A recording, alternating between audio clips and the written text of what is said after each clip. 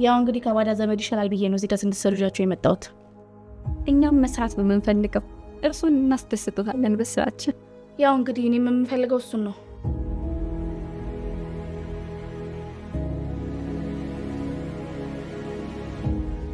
ከተሜ መግባት እንደተመኘ ነው ገባን አይደል? ያው ምትይን የመሰለ የሰው መልአክ አግኝተን ነው። በጣም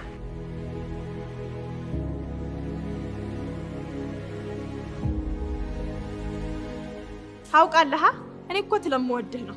ምንም እንድትሆንብኝ አልፈልግም። ጌጤ፣ አንቺ ጌጤ፣ አቃጥረሽ ስጨርሽ እመልሰሽ ደግሞ ለእኔ ጠበቃ ትሆኛለሽ። ወላዲቷን እኔ ምንም አላወራውም። አንቺን እኮ ነው። ቆይ ምንድነው እስከዚህ ሰዓት መተኛት?